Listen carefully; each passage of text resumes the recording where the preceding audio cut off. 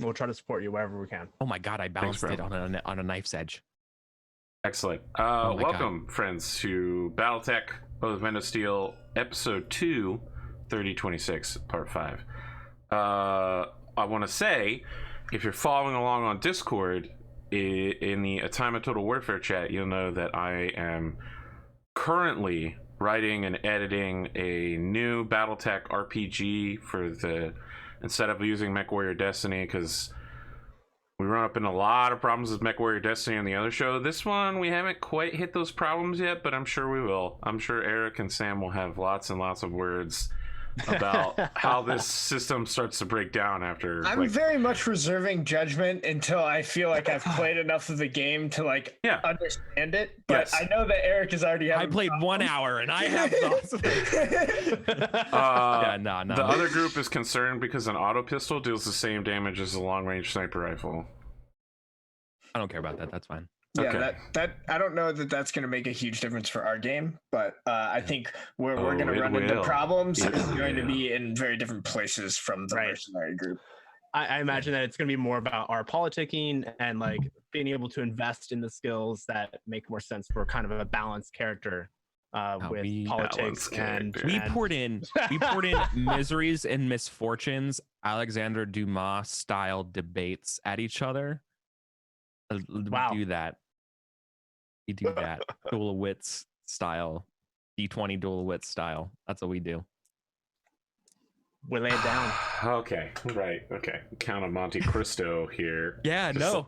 It's what it is. It's actually it's pretty good. It's pretty good. But no. Let's go.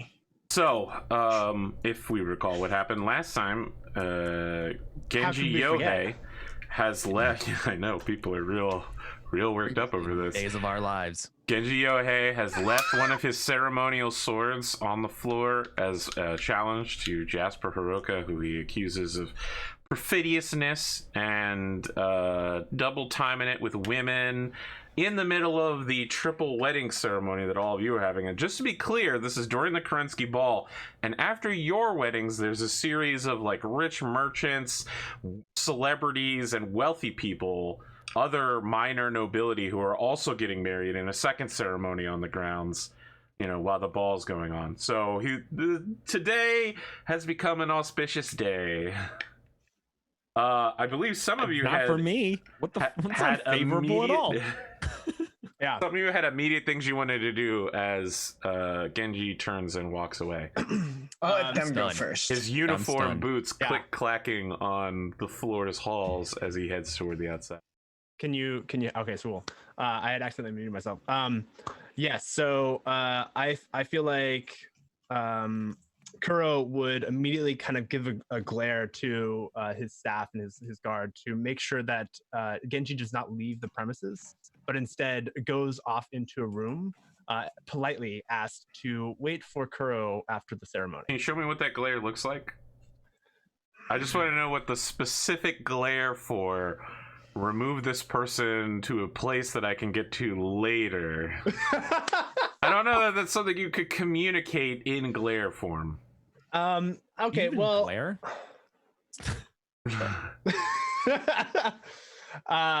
Yeah, fair enough. I would imagine it's something more along the lines of like someone's nearby to Kuro and he whispers into their ear, and that's kind of how it gets. At your wedding ceremony, they walk up on stage? All right. I suppose that wouldn't be that weird after an event like this for someone to come up and check on you, and they're just like, my lord, what shall we do? Please make sure that Genji does not leave the premises. I wish to speak to him after the ceremony. Well, while this is happening, Lachlan is shouting at the back of Genji and says, "You coward! You interrupt 3 wedding ceremonies and dare only address one of us? You pissant coward!" yeah, he just keeps walking away.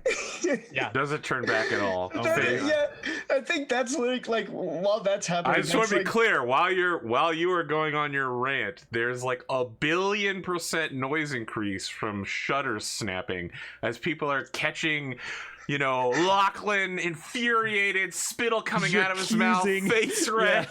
J'accusing from the. This is not a flattering photo of you.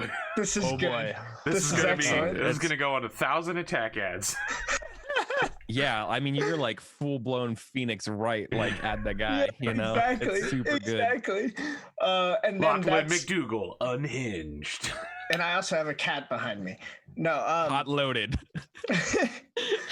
And then I think that's when he turns and looks to the still shocked Jasper and is just like, "There's no way I can let you duel him. I'm going to kill him." No. You're gonna announce that in front of a crowd of people in public?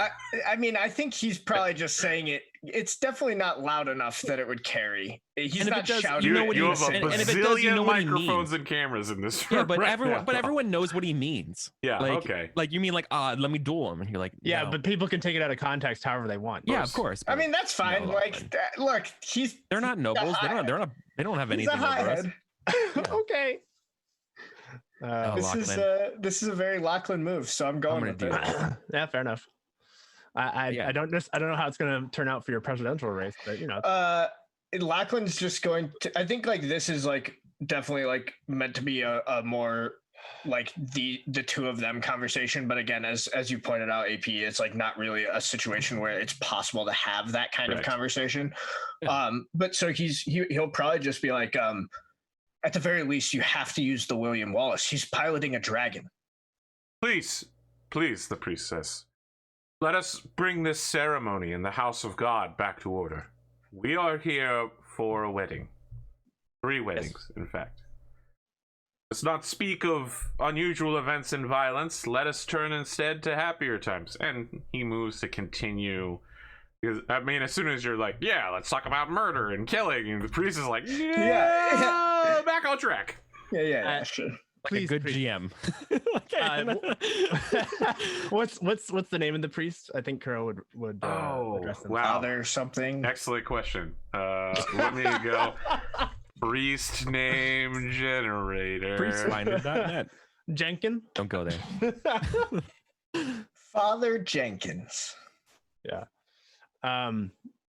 Please, Father, continue. Kubrick McKenzie. I appreciate your calm demeanor during these unfortunate. Name is Father Bernal Fratazio. Please, Father Bernal, continue. I mean, he was in the middle of continuing, and then you stopped. No. I was trying to do it like as I was trying to interrupt what they were saying, not the father. Apologize. Of course. I mean, he starts continuing the ceremony. Just to give you a quick, check-in here, Xenia was not really ever present in this ceremony. So she's been very non-phased by this. Jana is disturbed, and Tamara is doing what she can to keep her social media presence on until she has the time to break down later, now that she's heard that Jasper essentially romantically cheated on her at some point. Maybe, if this is true, but at the very least, this wedding she's been planning all year has been ruined by this event. Okay, yeah. She's keeping it together, but there's a strain at her eyes. Maybe the camera never sees it, but you do. Yeah. There are no further interruptions. The wedding goes as planned, and your event coordinator, at the whispered insistence of Tamari, kicks it into the ball event while she moves Tamari to go, check her makeup. Yes. People begin lining up in order to congratulate you and float social circles in before the dancing and the drinking and the fooding gets started. I feel like there's a tear between Kuro doing the pleasantries of the ball and hosting the ball, and also politicking, and wanting to console his cousin, or at least check in with his cousin, not necessarily console, depending on what state she's in, but I can only imagine. So I think instead what Kuro will do is I'm guessing Jana is perhaps arm in arm or something like that, or at least walking with me in some respect. Yeah, I mean, I'm assuming you're in your military dress uniform.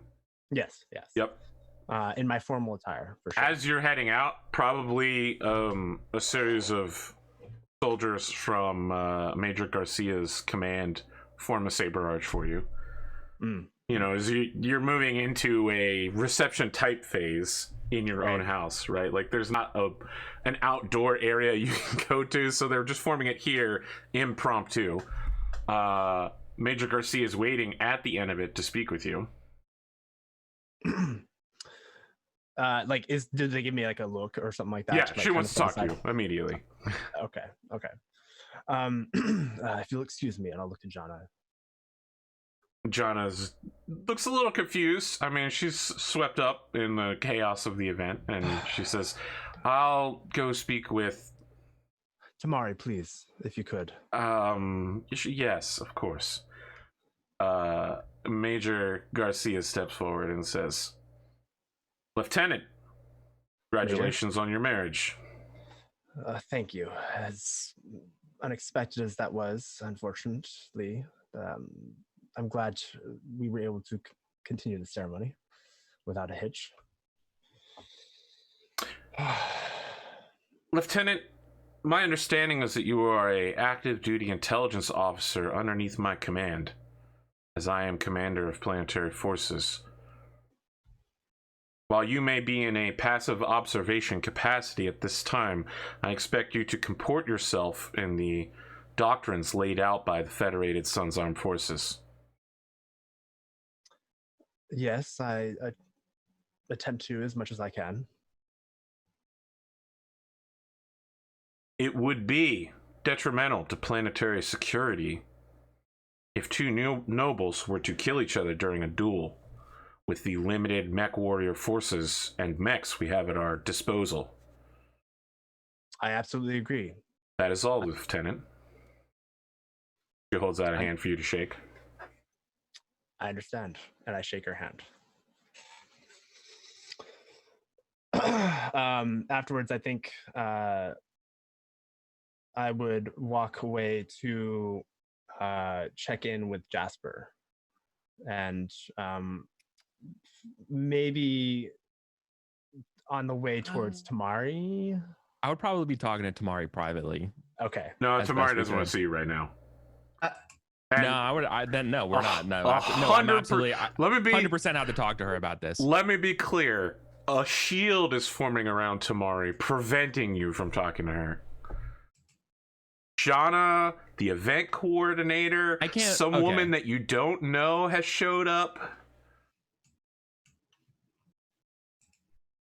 Okay, so hold on. All right, so this means for 6 months, she didn't hear anything about this. Correct. And she's part of a like house intelligence spy group. Yeah. Wow, that's pretty. Your house sucks, Eddie. What? How does she not hear about this? Hey, hold on. I do not have control. How does this not fly in 6 months with a wedding coming up with no whispers? Wow, that's pretty. I see. I just want to be clear. Operational security is ridiculous. Let me be super clear here, friends at home. What Eric is saying is he's mad that the gossip hasn't gotten out until this moment. Yeah, I would have expected to have to dealt with it. Like, okay, so since I didn't have a chance to talk to her privately about this, no, I would absolutely force my way through these people, AP, and I would like grab her and be like, "We need to talk privately." I think this is going to be a leadership check then, or protocol. That's honestly, I would not even care about protocol because I love her so much that I need to talk to her privately about this. Oh my god, listen to him! I love her so much. I truly do, and like that's what I'm gonna explain to her. That no, I won't even let protocol get in the way of this because I do care about her. I care about her too much. I love it.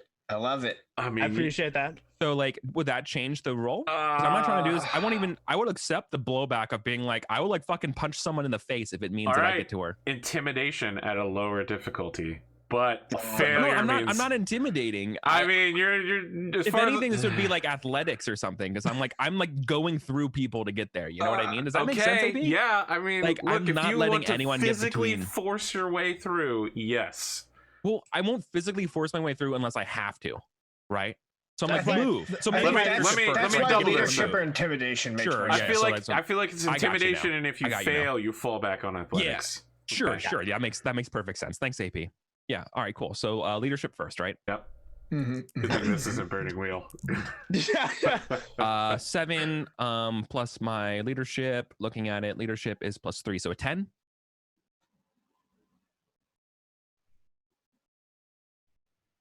The woman that you don't know won't step aside for a moment.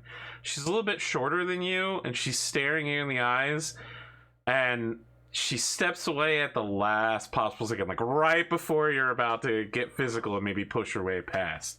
She's glaring at you like, I know who you are. I got your scent. I know where you are. If anything happens in that room, I'm coming for you. She communicates this through a glare, of course. We've learned that there's so much you can do with glares. Yeah. And so then I grab Tamari by the arm. You're like, we got to talk right now. Yeah, I mean, Tamari's like in her makeup room privately, and she's just... Oh, okay. Yeah. And then I don't have to usher her away from it. Yeah, and I mean, I will just instead close the door behind, right? Yes, as soon as you walk in, she begins apologizing profusely, but she's facing away from you with her head in her hands. No, I'm literally, this is some good shit, because I'm literally on one knee, like in front of her, you know, like, Mari, I never wanted this to happen and ruin this beautiful day for us. Yes, I mean, she is just saying, I'm sorry. I'm sorry. No, you don't apologize. It's not about you. It's not you. It's me. And I love you. I love you so much. And I never wanted this to happen. I will admit to anything. Like, what, I will tell you the whole story right now, like what happened. And I will carry this. I will bear myself to you, that what happened. I'm sorry we never spoke about it before. I'm such an idiot. I'm so stupid. Listen, let me tell you, and then I will do whatever you want me to, whatever you want after this. I will do it without hesitation. I will go. If you tell me to go die by Genji's hand, I will die 1,000 times if it means that you love me, and I can make this up to you. If I could just have 30 seconds to explain what happened. Make a negotiation check.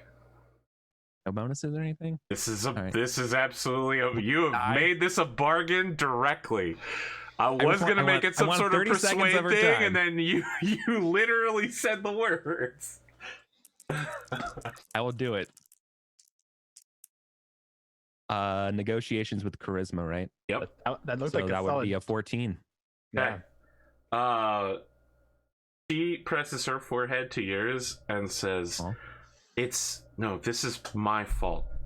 Obviously, I've interrupted something more important. Whatever you have to say, say it.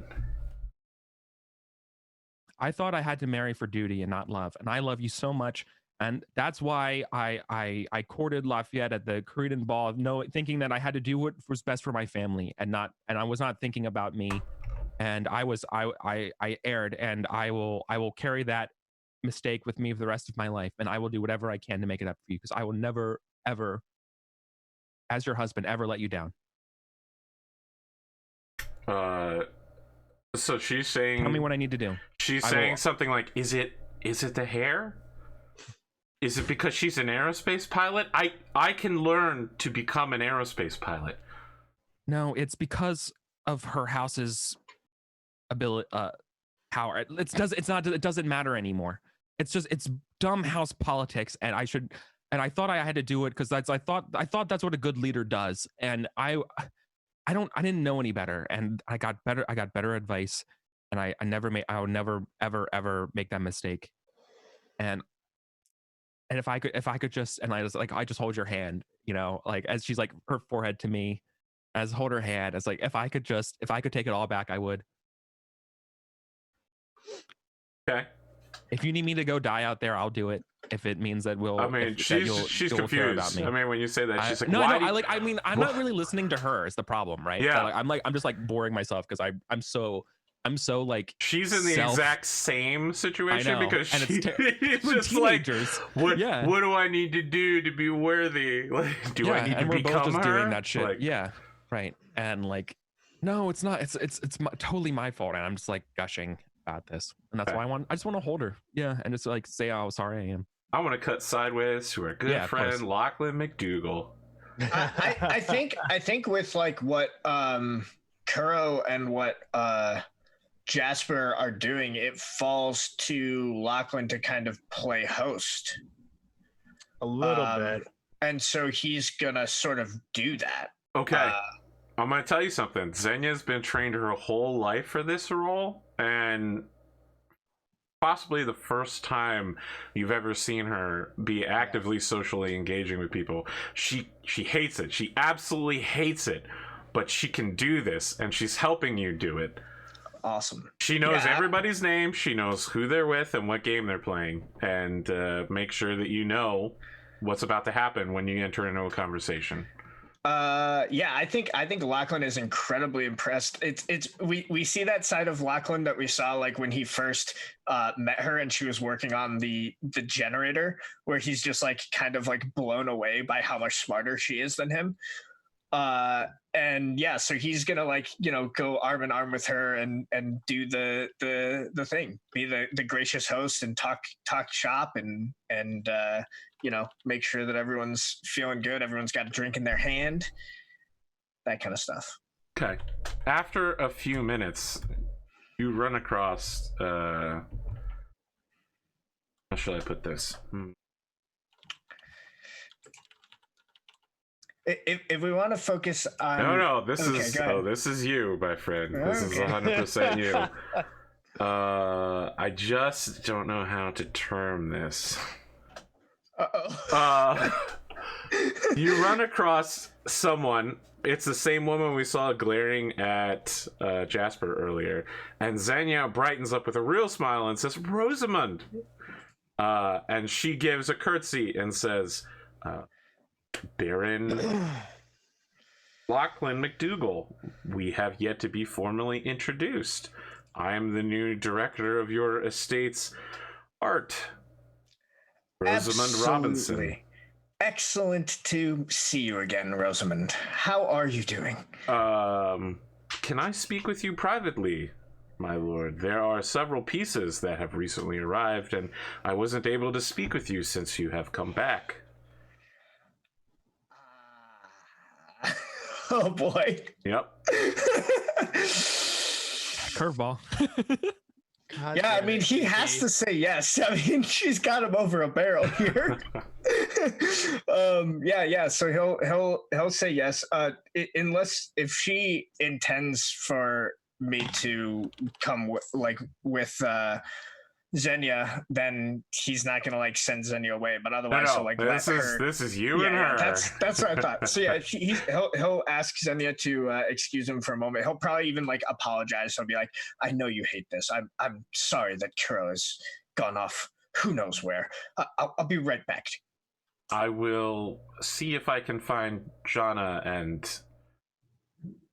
Kuro, and excellent. I'll pass off duties to them. Excellent. I will see you very soon, my love. Very, very soon. Be back.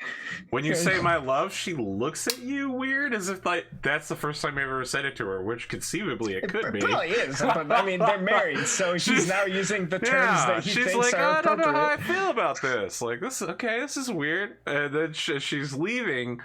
I think she holds onto your hand for a moment longer than necessary, like as you're parting, and walks away. Yeah, Rosamund directs you into a private room, probably the Sapaku Estate Art Gallery, actually, which is closed to visitors and through traffic. Yeah. So I think like as soon as he gets pulled into the room, he's just like, "Really? Here and now? Are you out of your mind? I hope this is important." Think you can just disappear for months on end and then show back up to get married? I think I did disappear for months on end and then show back up to get married. Just happened. Okay, like she presses herself against you and says, "And you never thought to tell me that you were selling my daughter off?" Yeah, he's just going to take a step backwards, getting away from her a little bit. And he is going to say, Rosa, I don't mean to be crass. I wanted to do this. Oh, is that the first time you've actually remembered my name? Oh. Perhaps. It doesn't really matter. At the end of the day, I can do what... Oh, wow. Oh, I'm sorry. Please continue. At the end of the day, you are lucky to have a place on my estate, Rosa, so that you have a chance to be with your daughter. Should I say my daughter, really? I will give her the finest of education. She will be raised. I will even provide for her a mech once I win one on the battlefield. Of course, she can't inherit the William Wallace. And she will do far better than you could have ever possibly provided for. So, what's the problem? You get one shot before I walk away from this conversation and out of your life and ruin it before I go off planet. You don't control my daughter's life.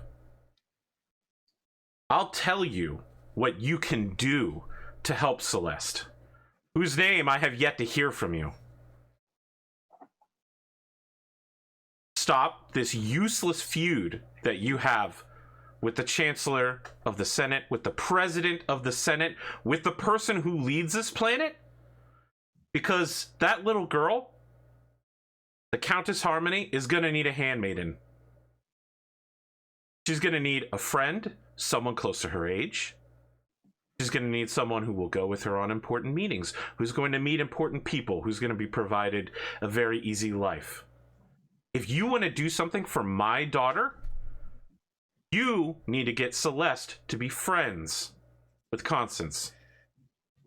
I think so. Okay, so I think like at the beginning, like we can see that Lachlan is very close to just like telling her to fuck off, like he can't be blackmailed.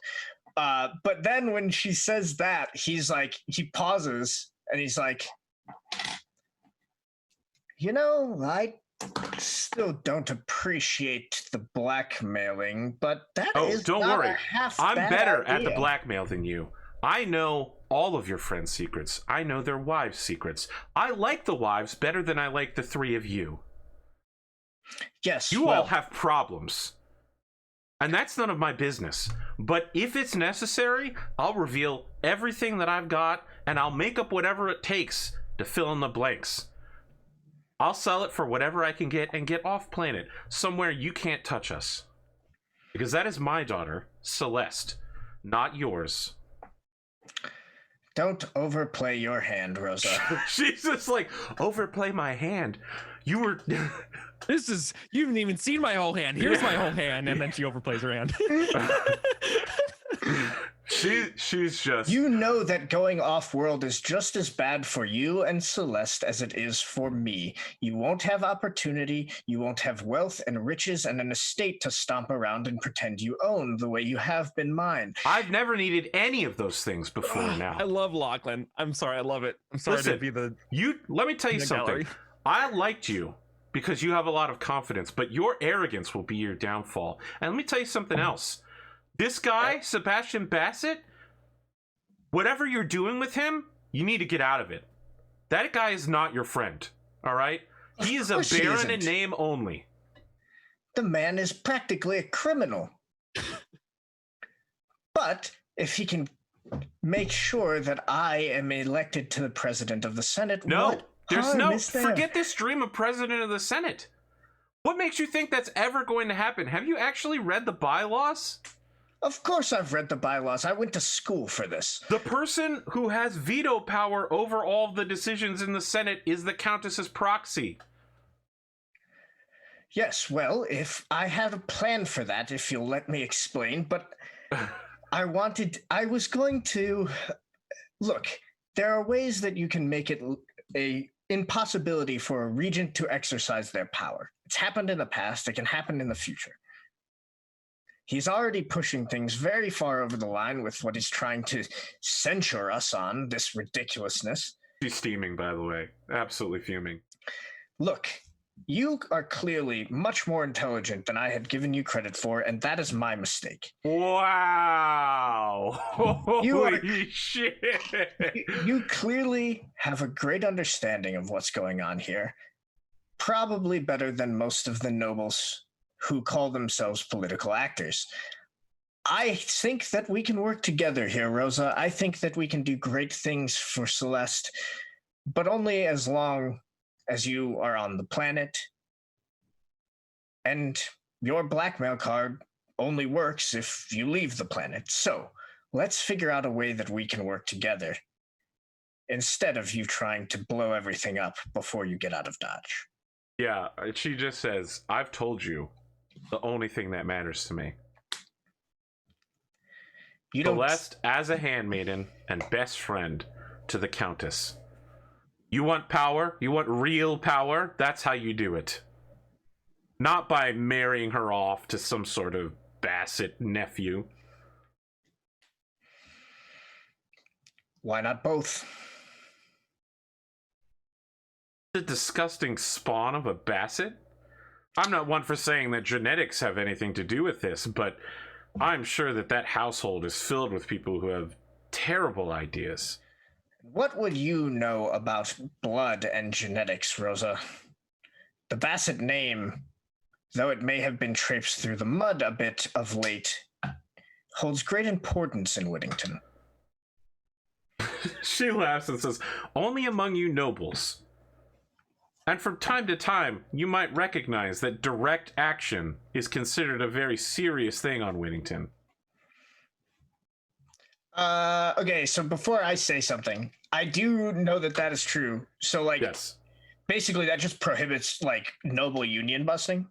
No, so like, unions are not legal in the Federated Sons. That's part of the Draconis Combine's charm, is that they're like, yes, American way, baby. Unions are totally legal. No, direct action is the Federated Sons' unspoken seventh right, and that is if people get so fed up with a noble that they kill him, the government looks the other way. Yeah, okay, I've got a mech. I'm not that worried about that. That's the problem, is that most of the time those people are like, yes, I've got a mech. Then they go quash a rebellion and everyone's like, well, you just killed hundreds of people with your mech and you look kind of like a tyrannical murderer. Oh, sure, but better looking like a tyrannical murderer than dying. And hanging from a lamppost. Yeah, exactly. Oh my god. But to clarify, her point is, like, if you were to do that, right? Like, there's no solution to solving the direct action problem. When it gets so bad that people are thinking of military action against you, there's no solution to recover from that point. Like, from then on, you're always going to be either dead or a bloodthirsty murderer. No, I'm with that.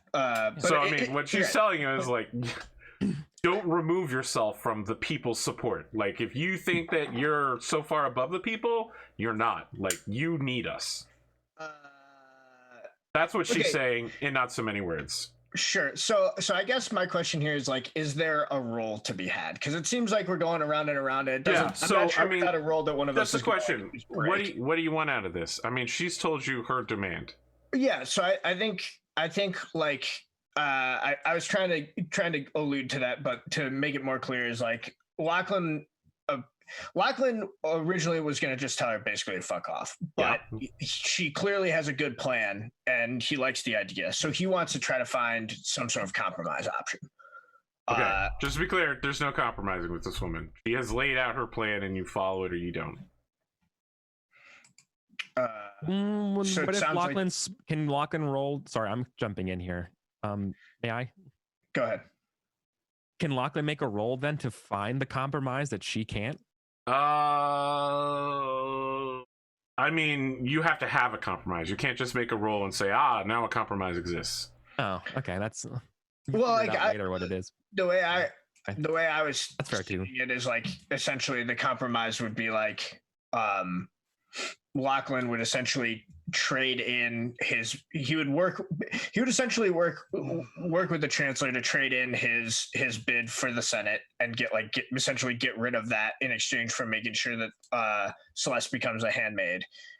I don't know that a role's needed here at that point. Then I think it's he basically doesn't. basically just to get it out is like he doesn't want to blow up the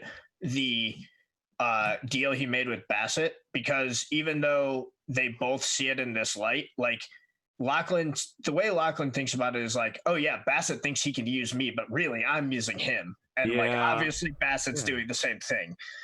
But in that light, he doesn't want to blow up that marriage, because the way he sees it is like, look, I've got Celeste, we can marry him off to this Bassett. That ties us to that family. I know that Sebastian is a shitty father and uncle and terrible person.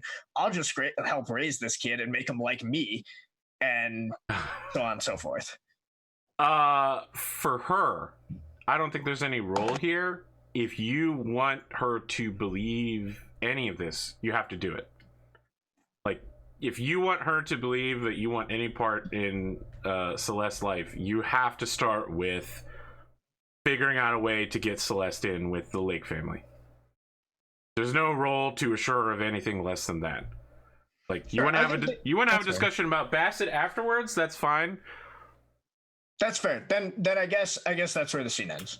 Okay. Yeah. Both of you fuming, I think. Yeah. We're both pissed off, because I think basically where we leave is both of us had this idea in our head of who the other person was, and are realizing it was not true. No, I think she had a pretty good idea of who you were. Well, it seems very clear that she thought I was going to fold under the blackmail. And honestly, at the end of the day, Lachlan doesn't really give a fuck. Because his own idea of himself as this like noble knight supersedes whatever like blackmail. Yes, the Triple H conundrum. I understand. Exactly. Yes.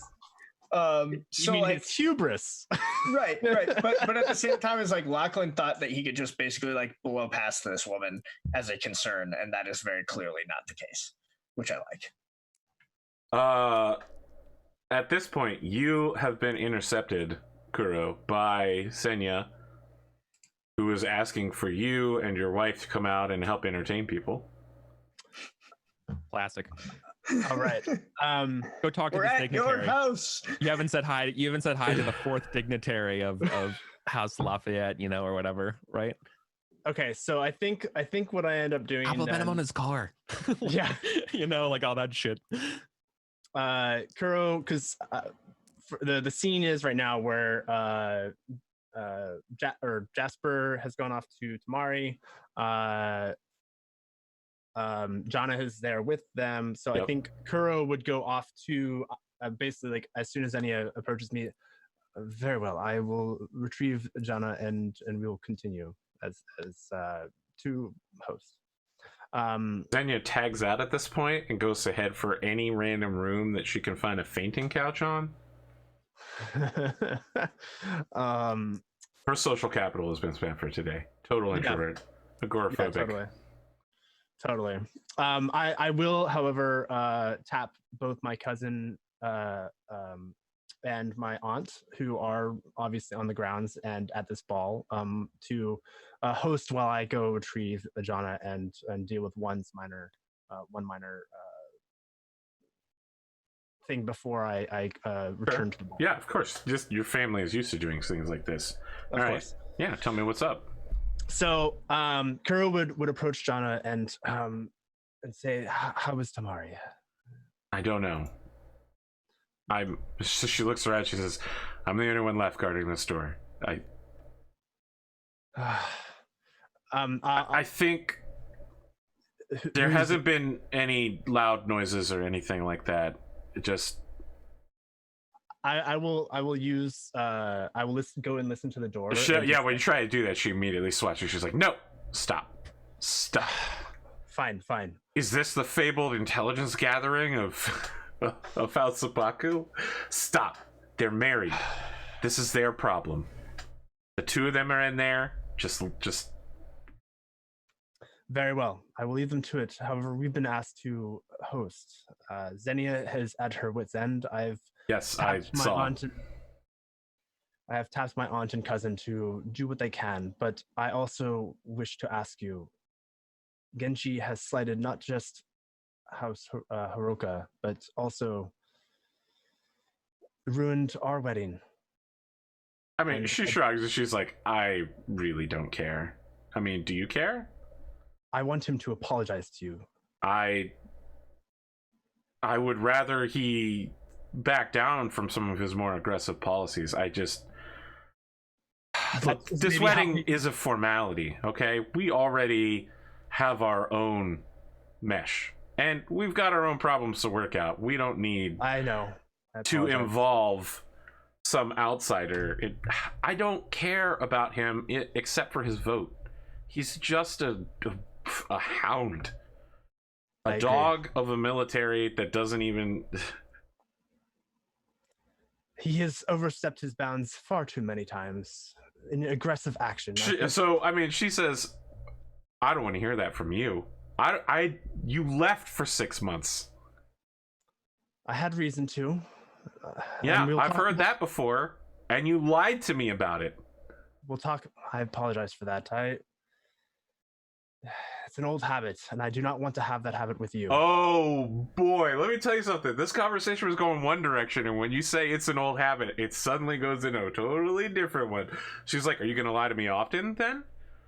Never again. I promise you that. I mean, she says that is not a promise that you can keep. Don't even bother attempting that. Never again? Ridiculous. And I think inside, we cut to a side screen of Jasper going on, I promise I'll never lie to you. She's just like, God damn it. There is no way that you can keep that promise. That's not the way human relationships function. You're an intelligence officer, okay? There are things you're not going to be able to tell me. You are occasionally going to lie to me, but not about things like this. Very well. Then I promise never to lie to you where is appropriate. Just do your best. Isn't that your family motto? Then in the future, don't lie to me about something this important. I still don't know what you all were doing. And you know what? I don't know that it matters that much. But you can't blame Genji here for this action. It has nothing to do with the two of us. It has nothing to do with Lachlan and Xenia. Fair enough. Made it about us. Look, Jana does not think in conventional means. Yeah, I think from Kuro's standpoint, he sees the reason, like from where the perspective that she's coming from. He still feels slighted, but also, and kind of the honor side of him is beckoning him to at least. Yeah, I think she sees that, and she says, "Look, if you feel offended, you don't need to make it about me. If you need to slap this guy or get in a fist fight or whatever you need to do to work it out of your system, you do that. But don't use me as the excuse, because I just don't care that much about this. This is transient, and in years' time, no one's going to remember this event. They're just going to remember that there was a wedding that something really spectacular happened at. And no one is going to think, oh, this and that, and Kuro Seppaku and Genji Yohei." I think at that, Kuro's smile just brightens, and he looks up at her and he says,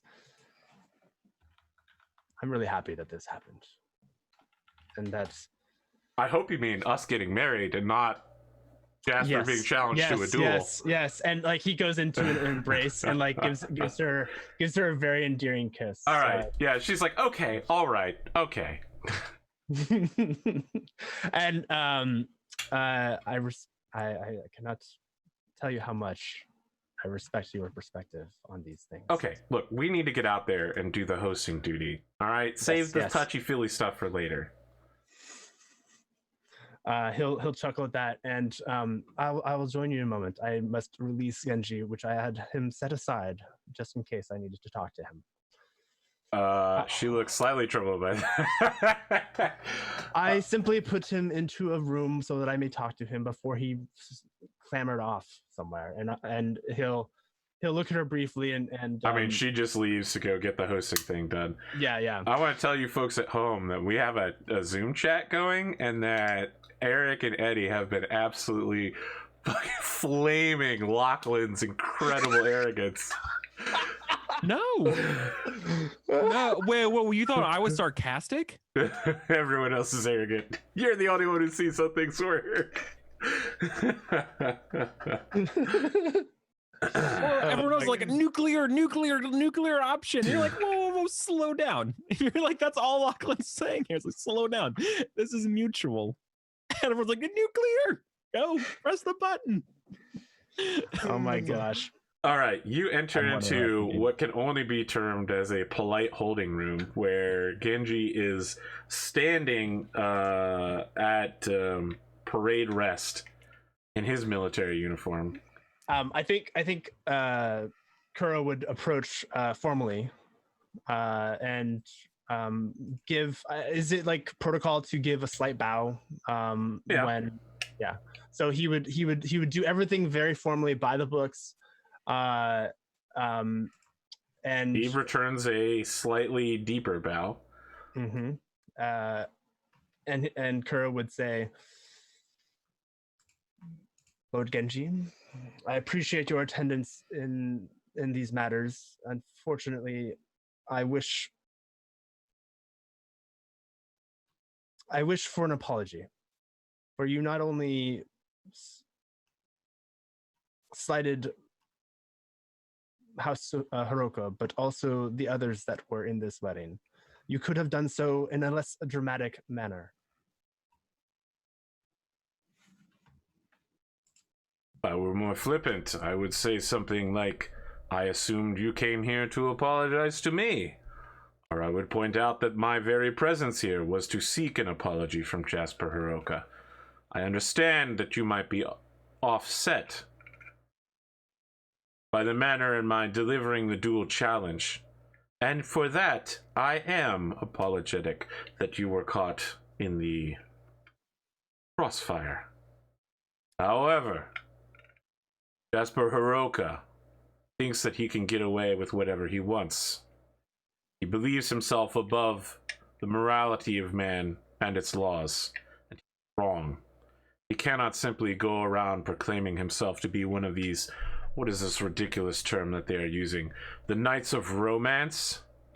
And also cheat on all of his fiancées?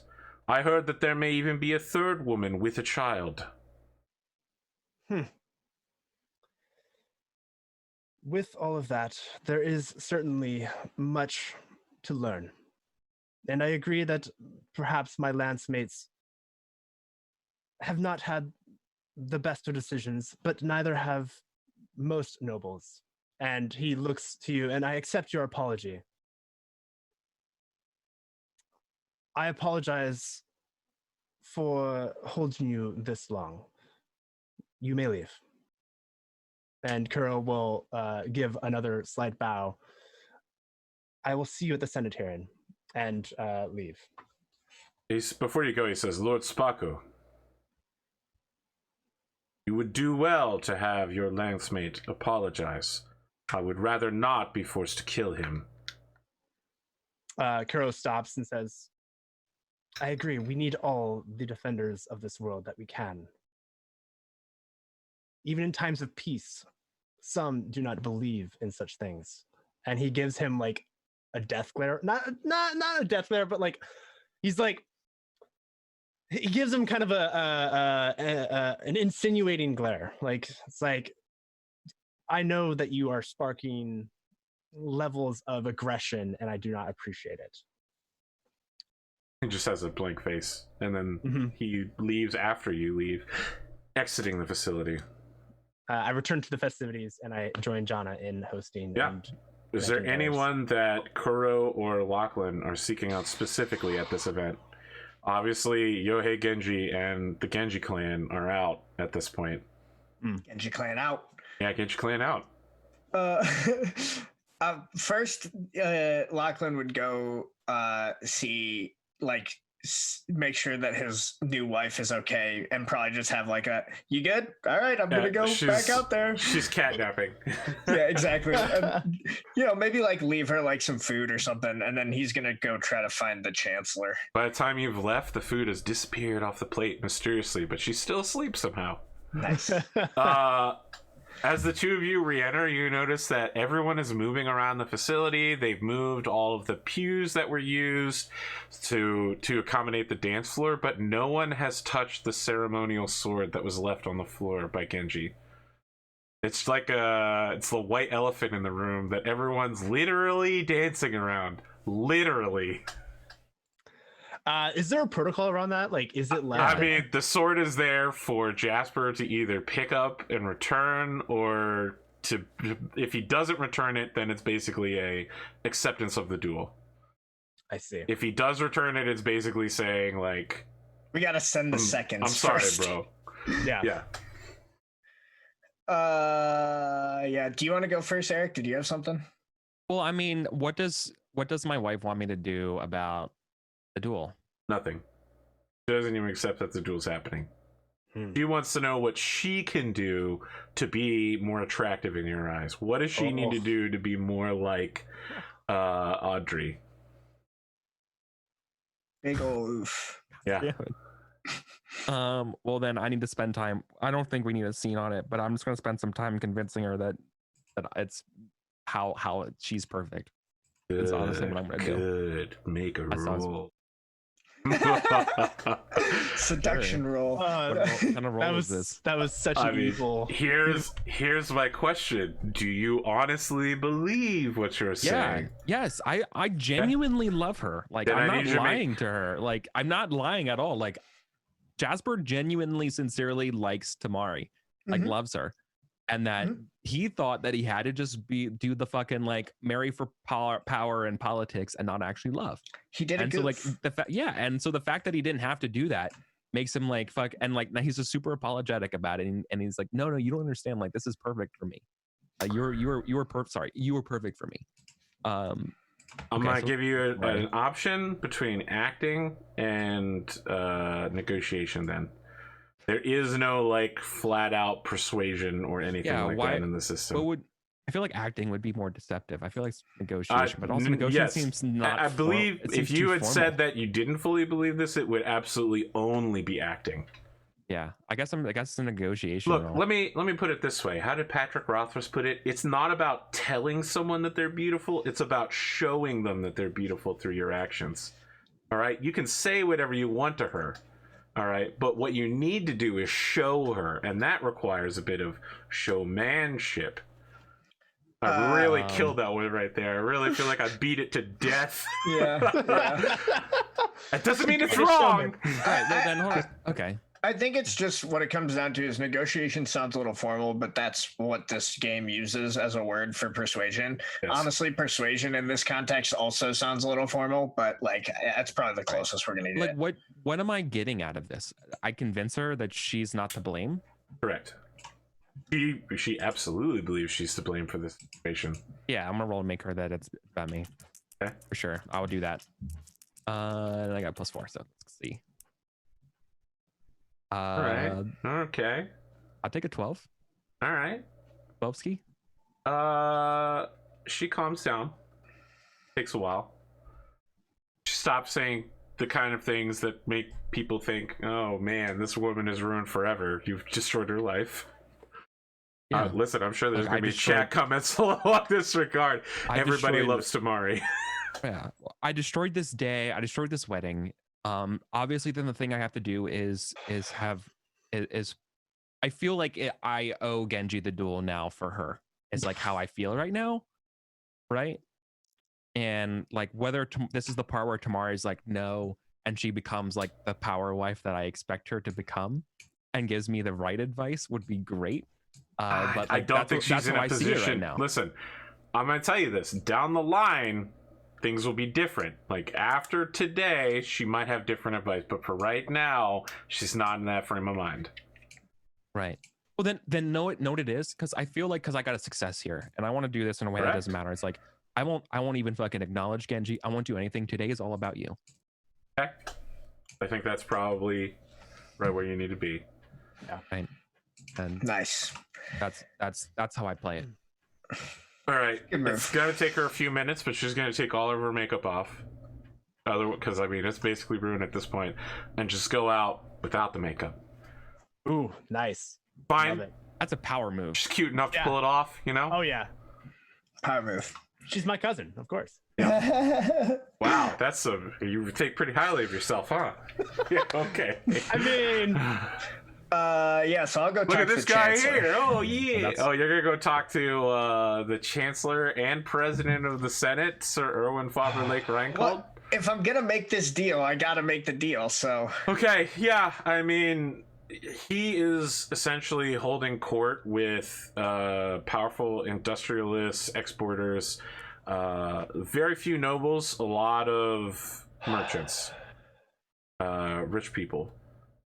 He says, "Gentlemen, if you will excuse me for a moment, I believe that I must step out of this realm and into the realm of politics." And everybody's like, ha ha ha, polite laugh. Of course, my lord. Chancellor, a moment of your time. Please, Chancellor is a ridiculous title. Let Fair us enough. continue What to would you refer prefer? to each other as Erwin and Lachlan, as we once did. Excellent. Erwin, I appreciate you saying that, for after the last few weeks, I had become worried that you no longer thought of me as highly as I still do yourself. However, I do think we have some things to chat about. Let us take a walk in the gardens. After you? Yeah, he leads you outside. Yeah. So, like, once they're far enough away from everyone, Lachlan will say, the first thing I would like to do, Sir Erwin, is apologize for my part in the ongoing and escalating butting of heads that we've had over the last couple of weeks. As I said, I think very highly of you, and I do apologize that it's gotten to this point. However, it would be remiss for me to simply let go the actions you are taking against my family and my friends, as well as those who I have sworn oaths with. You must understand. I have never seen someone so heated over a political censure. Yes, well, the censure is not something that I would expect to have to take for something so frivolous. I have to admit, it is my fault and ours that we did not let you know before leaving the planet, but we both know that the times are atypical, and so we simply were following previous precedent in the actions of those upholding the oath, and we didn't think all the way through how the present circumstances changed that. I agree that in precedented times, your actions would have gone unremarked. But I am left alone to defend a little girl whose pledged knights suddenly disappeared. I can understand the difficult position you are in, Sir Erwin, but you also must understand the difficult position I am in. My entire family has recently been killed, and I'm left to run a house, to lead a people, and to provide for them. And that is what I was doing off planet. That is what I am doing here on planet. Yes. Except my people are all of the people of Whittington. And the prosperity that I have brought benefits all of the people of Whittington. So you say. Do you deny it? I can show you the way that the money spends. I have good economists. I think he actually laughs at this point, like a deep belly laugh, and says, "The money does not concern me. the order and security of Whittington is more important than whatever paltry treasures we can bring back. This is a frontier world, a border world. We are never going to be the likes of New Syrtis or Solaris.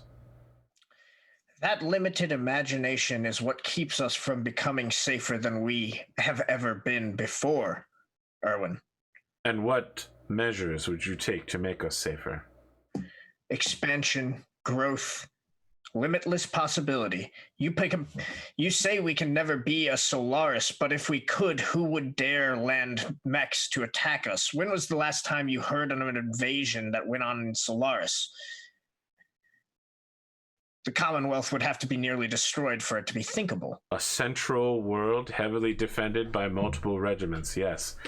It would be very difficult for someone to move that many forces that far in. Hold on, taking a step back, because I may be thinking of the map in the wrong way. Isn't Solaris actually, like, not that far from the border? I mean, anything more than 1 or 2 jumps is basically impossible to get to for an invasion. And it is more than 1 or 2 jumps from a borderline. Gotcha. Erwin, growth and prosperity begets making allows for expansion to become centralized.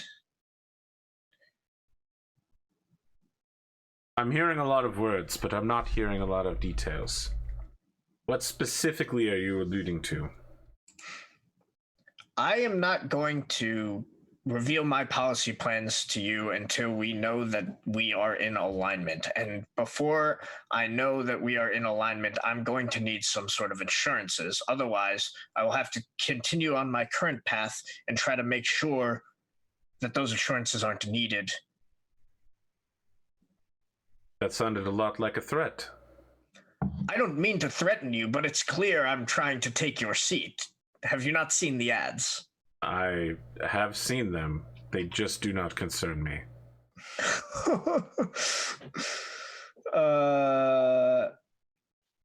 Please, do not mistake me. When we met, I introduced myself as the Chancellor of the Senate. That is because even were you to run the Senate sessions, I would simply reclaim the position which I have not been abusing as the regent of the Countess's seat to veto any proposals which do not meet with the Lake family goals. An unprecedented session of your knights, followed by a reach of power that hasn't been seen in how many 100 years? That is you not. You don't think I can spin that against you? I think you will find that many planetary leaders throughout the inner sphere, even in the Federated Suns, use their power in such a way. This is not particularly unprecedented. And yet, here we are, with you threatening me again. I haven't threatened you once, Erwin. You'll understand and you'll know when I threaten you. I mean, he turns towards you and says, if I were your age, you would not be brave enough to speak those words to me. Do you really think that's true? Have you met me? Bane hand on like shoulder just gives you power over me. I mean, he just says, when I was your age, I would have killed you for even intimating this conversation. You would have certainly tried, I'm sure. Your bottomless well of... Now that you have threatened enthusiasm. me twice with murder... I have no reason to kill you now. I am older and wiser, something one would hope you will eventually reach. Erwin, I came here to make an accord, but if you have nothing to do but spit my words back into my face, we can end it here now. What do you have to say? I think we can work together. But you won't tell me how. Greater. Of course, I've told you. Fine. What, do you think I'm going to steal your plans from you and announce them seconds before you do? Seeing as the kind of paltry political games you're willing to play, Erwin, I wouldn't put it past you.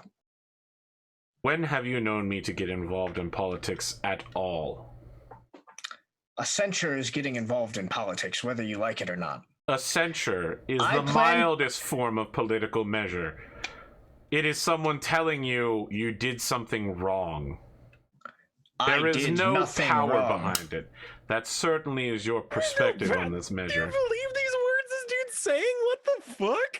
It's even... What a dick. What? There's no power behind a censor? It's literally your political... What? I'm sorry, I'm muting myself. Wow, this is an EricVulgaris who has recently watched The West Wing, I guess.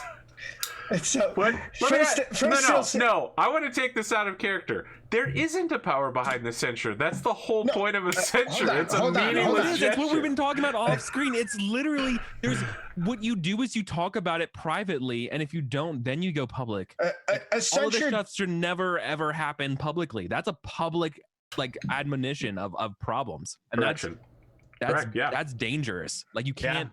That forces a response. So I would argue that there's definitionally power behind it, because it isn't a censure without the power behind it. It's just a political lever. It's just a statement. It's using the authority of office. Correct. You're using the authority of office to issue a slap on the wrist. I mean, it's a use of power. It's not a huge use of power, but it is certainly a use of power. Okay, I'll buy that. But as you say, it is a slap on the wrist. It's pulling rank, essentially. No, yeah, but what Lachlan's saying is he doesn't deserve a slap on the wrist for trying to bring. I'm aware that is what. Or the slap on the wrist should be okay. So you pull me in the locker room and be like, dude, what the fuck? So let's go. That's the answer. To take it back publicly. Yeah, I'm with you, Eric. So yeah, to take it back into character, Lachlan will say, first off, Erwin, a censure is definitionally you wielding your power, and secondly, I was out on the frontier working to bring wealth to Whittington. I will work to bring further wealth to Whittington through expansion of trade and the creation of a co-prosperity sphere around us. I will work to make sure that our allies have as much, or if not more, reason to come to our defense should we need it. Obviously, this is but a stopgap. Obviously, we will have to have defenders on the ground, and we need people like yourself defending the territory, but allies are crucial, whether they be trade partners or military. This planet has stagnated.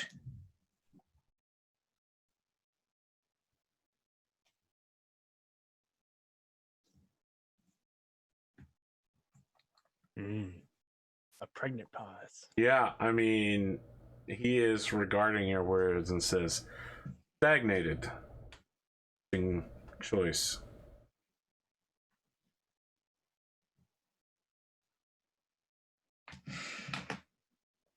I want to make sure that when the young countess comes of age, she has wealth and prosperity to deal with, as opposed to a frontier planet bitterly scrapping it out, trying to make ends meet.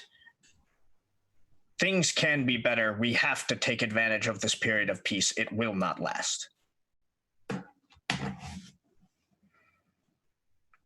I don't know. Is there a role here?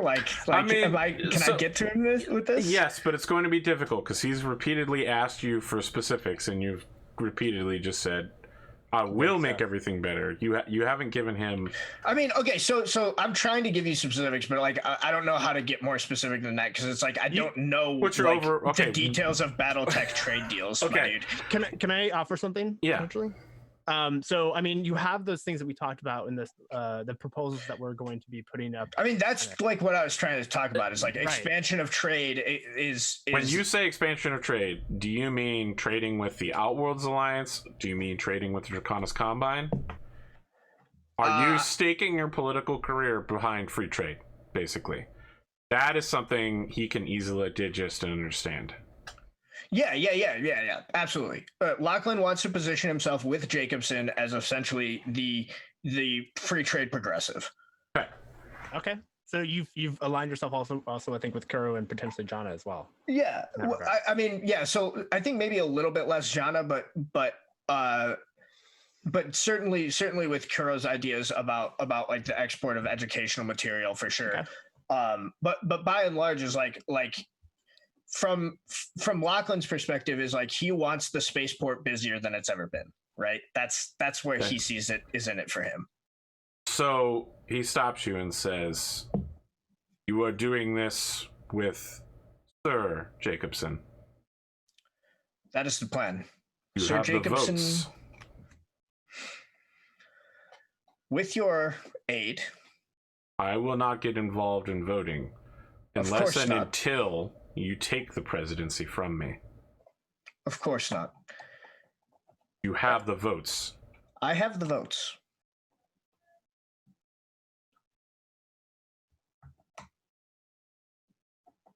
And in exchange for this, you wish no censure?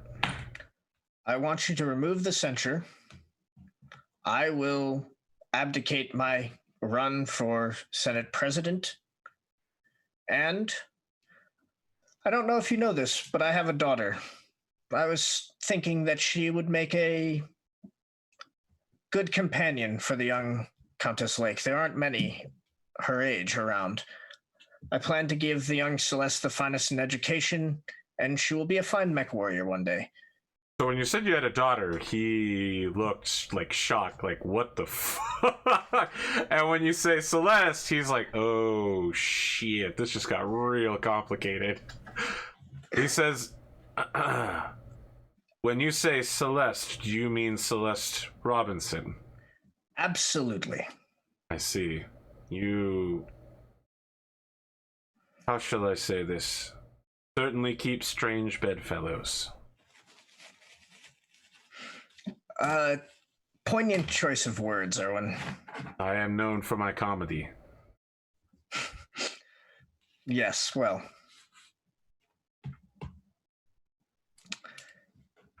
Deliver the vote. I will place the censure as the last item on the Senate agenda, and I will drop it should the vote pass. At that point, we can talk about any further relationship between the House of Lake and the House of McDougal. Excellent. I appreciate your time today, Erwin, and I also appreciate you not trying to kill me. He holds out a big, meaty hand. Yeah, Lachlan will shake. I don't know if I've described this on stream, but we were thinking about it for beforehand. Lachlan's like not a big guy, so he's like completely dwarfed by Erwin, right? It's yes. like Lachlan's probably like 5'6", 5'7", and is like not like a super stout guy either. He's just like lithe and skinny mech pilot. So yeah, there's definitely a big size difference, and like when Erwin is threatening to kill him, it's like, who knows what would actually happen? You know, there's weapons. Who knows what could happen? But it certainly looks like Erwin would have no trouble murdering Lachlan. I mean, just to be clear, what he was saying was when he was younger, he would challenge you to a mech duel and kill you. Oh yeah. No, he's not saying he would physically kill you now. Yeah, no. All right, just want to be clear with that. All right. But what I'm saying is, like, when people are threatening each other, the big guy looks a lot more like they can back up the threat. Yeah, that's why Spider-Man always faces villains who are physically larger than him. Yeah.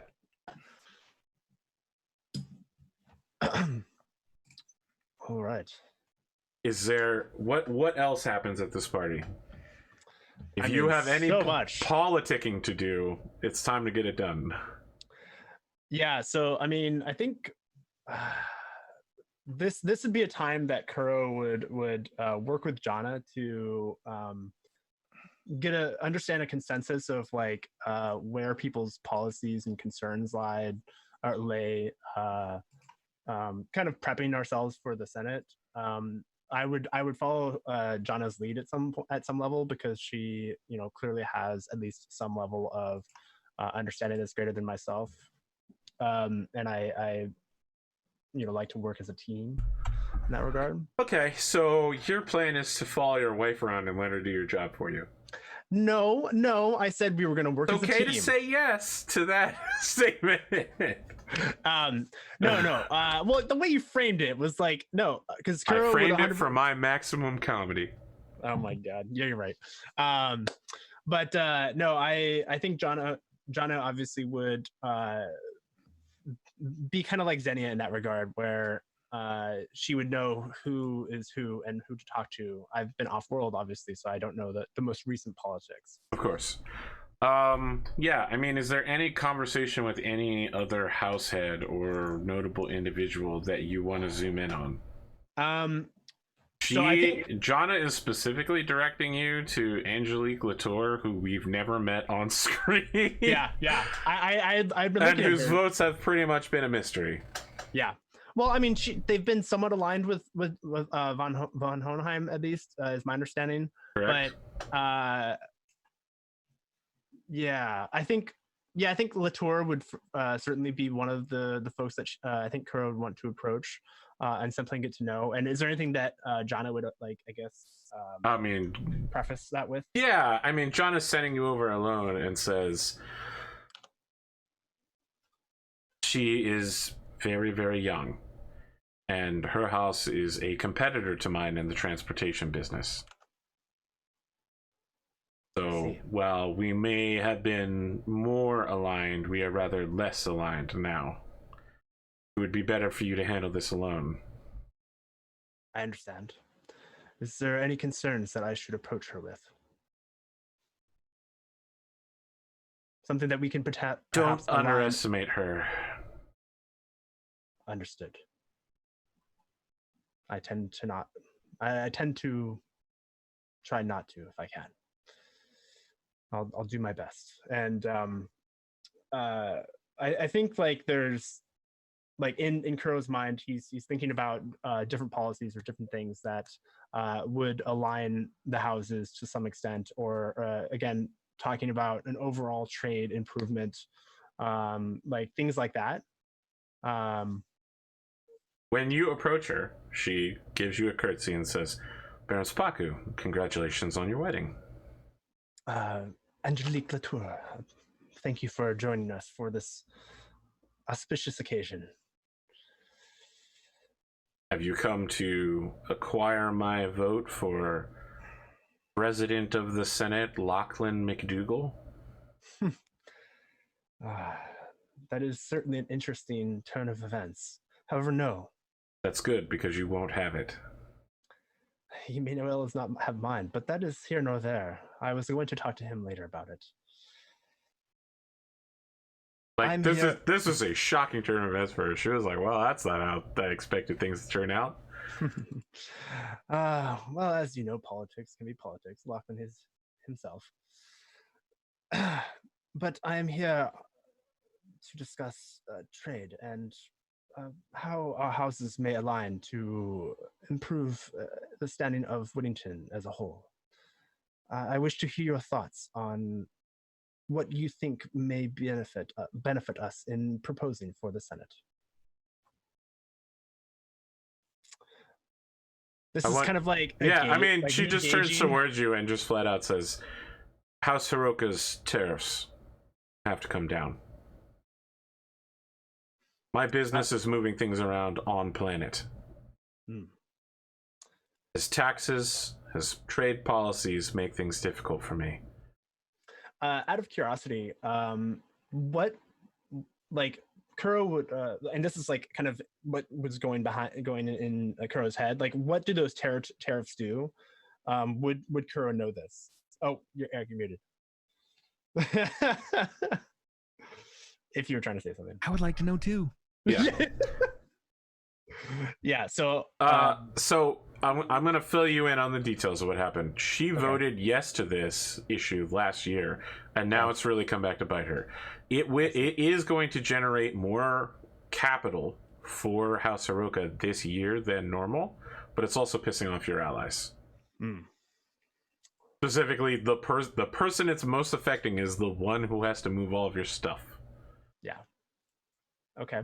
So originally she voted yes for this because it was like, oh, I'll just, I'll help out the peace faction guy, like the political moderate. And now it's like, well, I have bills to pay, and this is not helping. Yeah. Let me be clear. The last year has not been kind to her. It has been a rough year for her. I think I can relate. I'll bring down the tariffs. Yeah. Sorry, continue. Like, yeah, you should talk to me about that. You're not here. That sounds Get good. out. Get out. Yeah. Sorry, I'm just an audience. You're member. apologizing to your wife. I'm just an audience member. I'm excited about yeah. We're doing the politicking for you, Hiroko, so that way you can apologize to your wife, and we'll do it later. We'll talk later. I think with this conversation, you know, or knowing that Kuro would say, indeed, well, the prosperity of all of Whittington is, I think, on the mind of both myself and, from the last I spoke with Jasper, Lord Hiroka, his as well. Peace is the best interest of Whittington. Open trade with everyone that we can get. I wholly agree. It is actually something that I was intending to propose to the Senate. Fine. Then the final thing that affects me is Sir Maximilian Jacobson. I want to make sure that no one goes after the old man again. He's been building things, new spaceports at all of his factories in order to bypass the main spaceport, which means more traffic is available to get through the main spaceport. More people visiting the world, more things need to get moved, more construction material going to remote locations, all being using Latour shipping.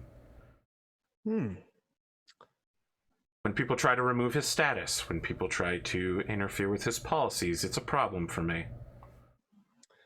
I think we agree on all fronts then. Do we? Well, tell me, where do we not agree then? So far you have...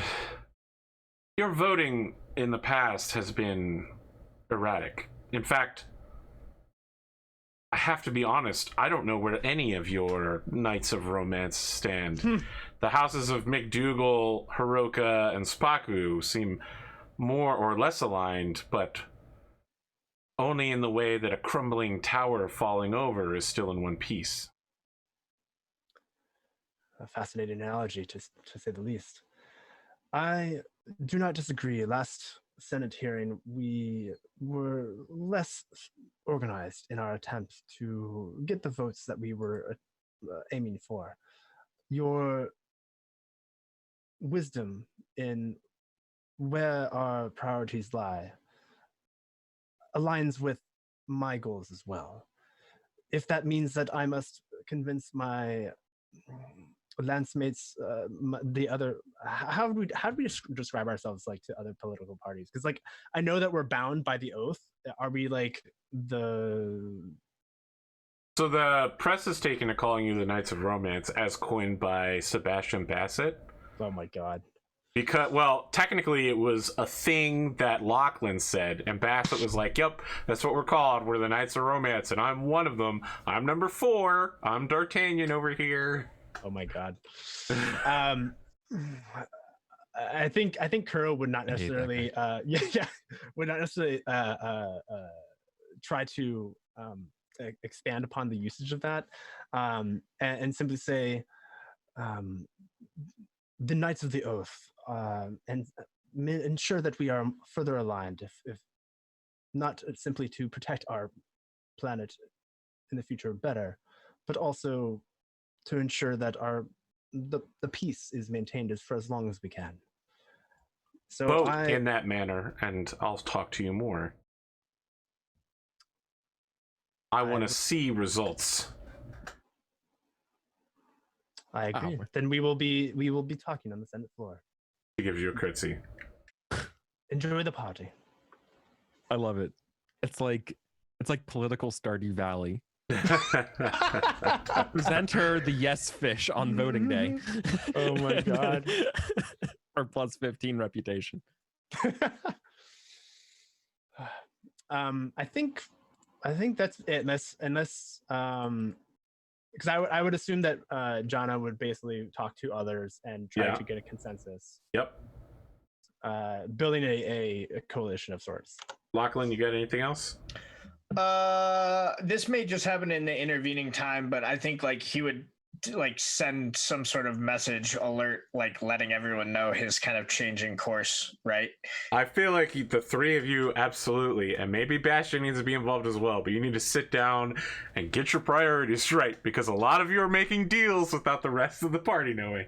I know. But yeah, like I mean, like the unless we want to just jump right into that scene, there would basically just No, be. I got a scene for you.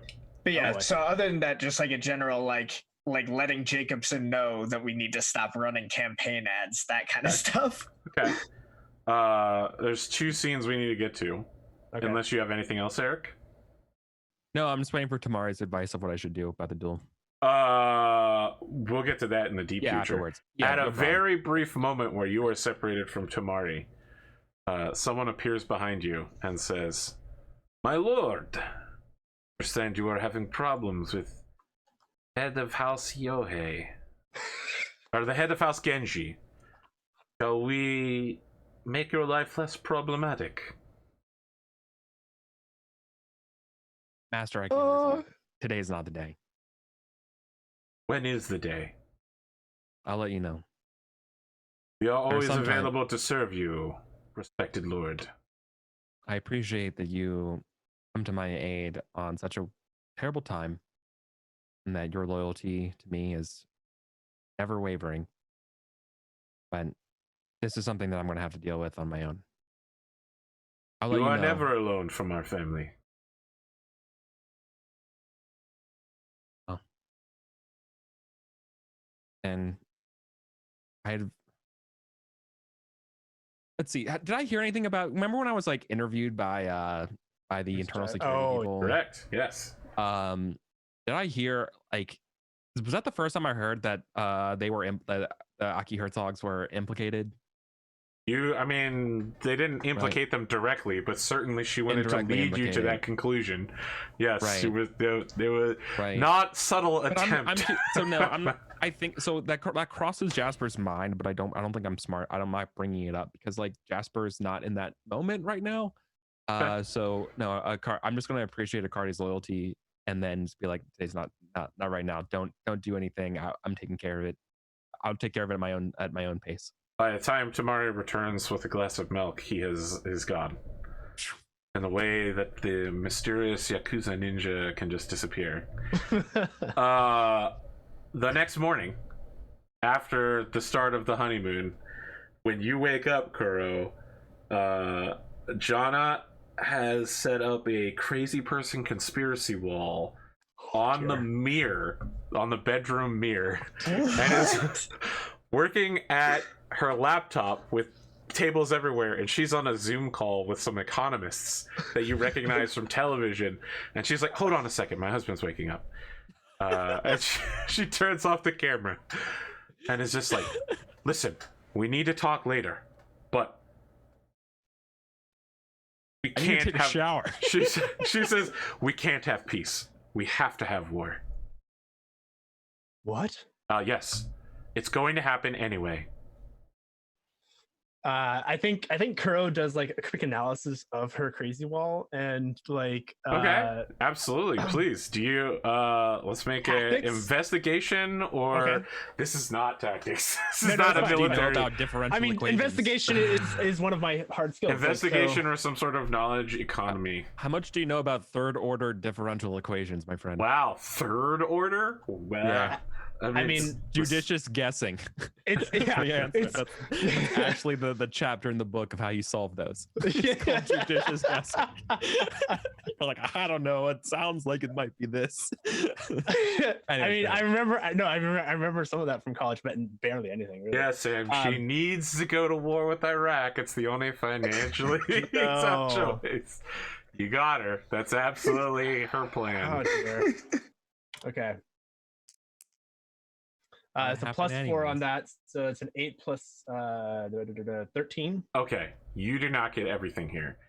You're not an economist. You don't understand exactly what's going on, but she starts walking you through it, and I'm gonna give you the basics.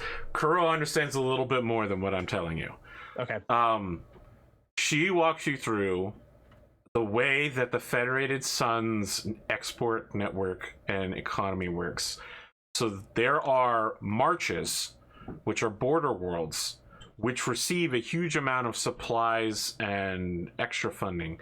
So the central worlds have a surplus of money and goods and mechs and men and materials, and they send it out to the marches, who are constantly being raided. They're at war. They're going across the border to do raids. So the economy is heavily reliant on the flow of goods moving in a certain direction. And now that there's peace, those goods are no longer heading to the border worlds, which means Whittington is about to hit an economic down, like a massive economic downfall. And she's working with these economists and looking at the way supply lines are working and noticing that there's about to be a sudden re-ramp up of military material being sent to all the border worlds. So her tactical analysis, as you might call it, is that war is imminent, or else financial collapse could happen.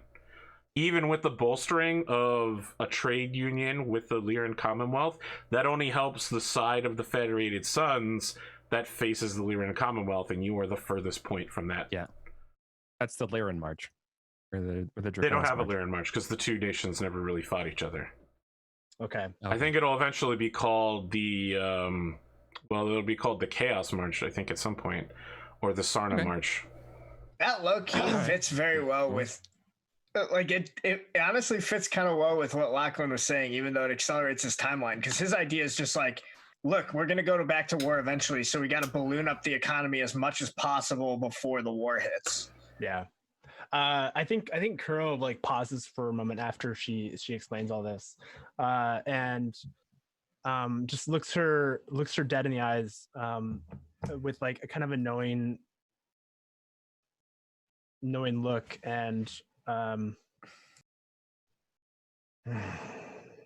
as troubling as it is, what you say makes all too much sense.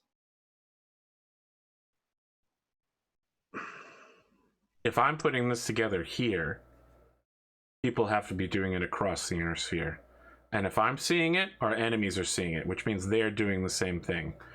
This peace is going to be very short-lived. In which case, we must prepare ourselves for the worst.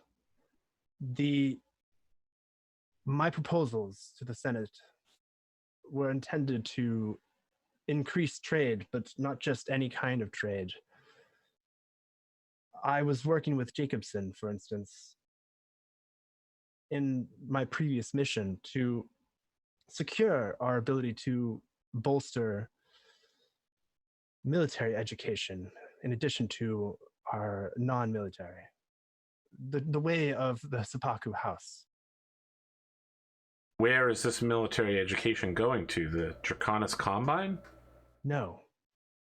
To our allies in the Outer Worlds. That's my understanding. Yeah, right? so she's like, the Outworlds Alliance isn't our allies. But if we begin training their military, they certainly could be. The hubris. The reason why they're there is that they fucking gave the middle finger to Star League. Do you think they're gonna give a shit about us? Listen, I want to remind you, she's a political idealist. She has a master's. Yeah, I love it. I know where her political science degree is from. Okay, well, Avalon Institute. I've heard it. Okay, Institute of Science. It's the finest school in all the Inner Sphere. I'm sorry, I'm the worst. I'm just a peanut gallerist. I guess from a player standpoint, like, and also from a character standpoint, would Kuro know tactically as well as politically, like, the implications of setting something up like that? I mean, thinking of the benefit of. No one has ever attempted it because no one has ever tried to surpass the laws in place. Like your attempt with Jacobson and McDougal is going to be a first to try to, how shall I put this, educate the savages of the periphery, essentially. Like, for the Federated Suns, it's good for the Outworlds Alliance to be uneducated savages, because then they just become a liability to the Draconis Combine, right? Like, the Draconis Combine can't send a fleet of jump ships around them without pissing off everybody who lives there to attack rear worlds and the Federated Suns, but also the Outlands Alliance Outworlds Alliance can't be a useful ally to the Draconis Combine, because militarily They're they're essentially at like a medieval age or early 20th century age right now. Got it. Okay. So the idea of building them up, it could backfire down the line, but there's also a huge potential for they need it and it will help them. It will literally help the people of this world, of all of these worlds, because they got like 40 of them. Yeah.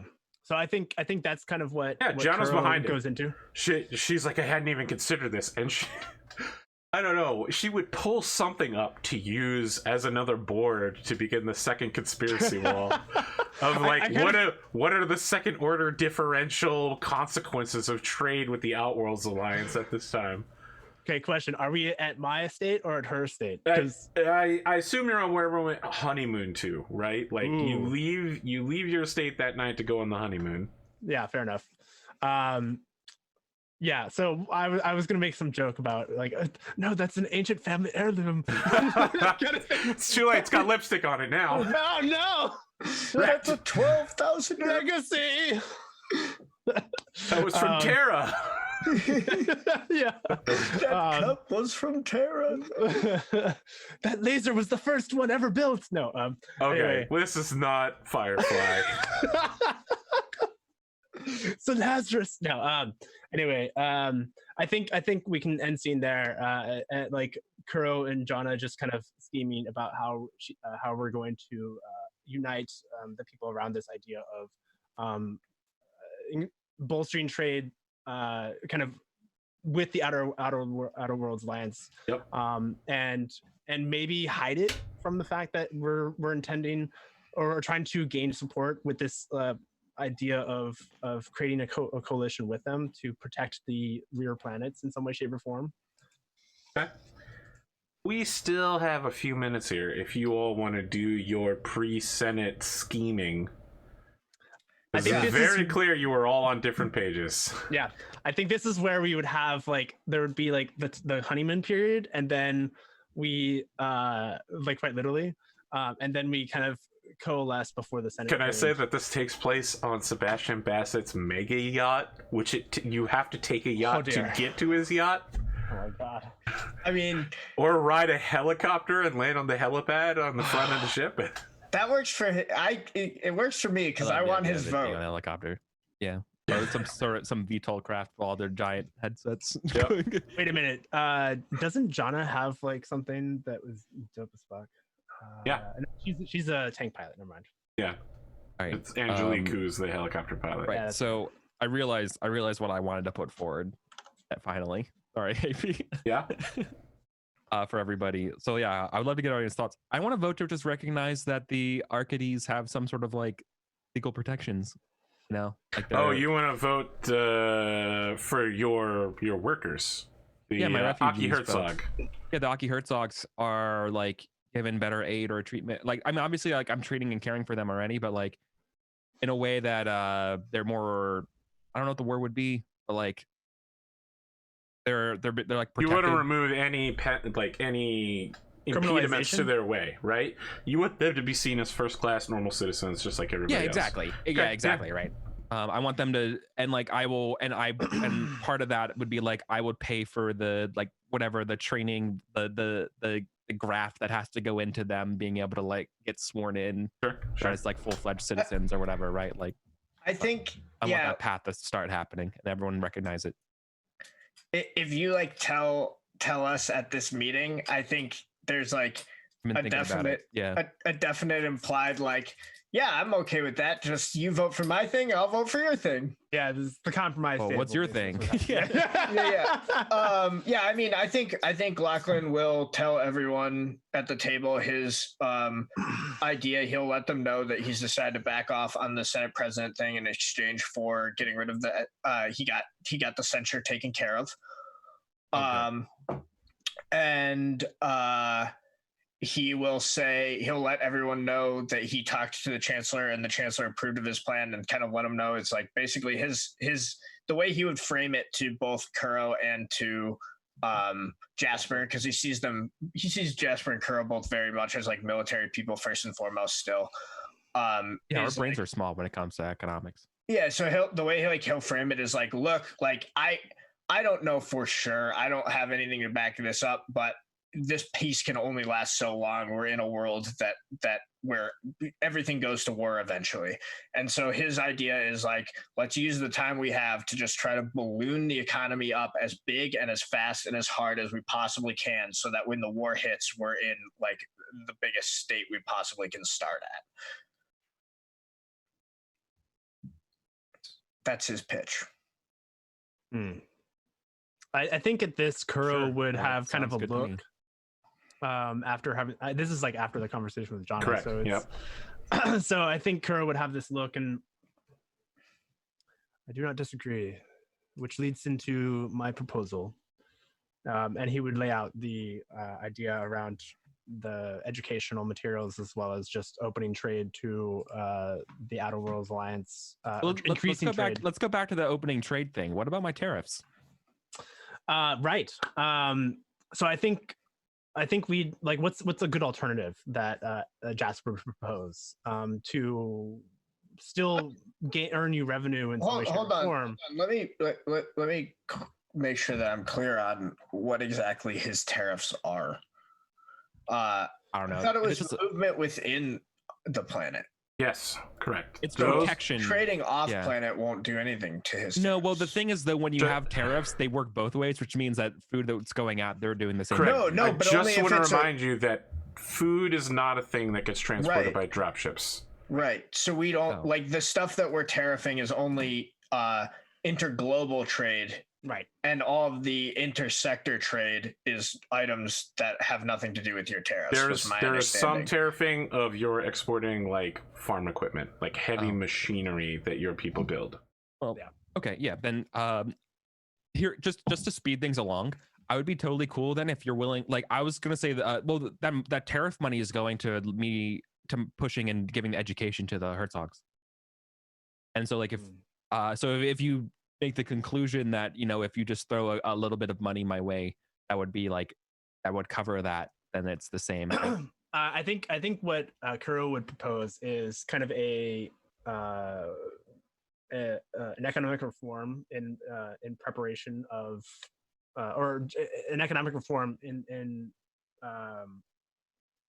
removing the tariffs, but providing education. So that would maybe be the compromise, is like having some sort of stipulation where in the bill that or in the proposal that you're making to have them first-class citizens, their education would be provided to, or they would be educated in all, and like these things that would you'd be paid for. What if like part of like an example of your education stuff is like using it on these people as like the test group or whatever, right? As so Sebastian is like, that makes sense. Look, don't let me interrupt this too much, gentlemen, but let's go back to the beginning. What happened to Lachlan McDougall, president of the Senate? I personally care more about being Lachlan McDougall, upholder of the Oath of Endosteel, the same way my father was and his father was.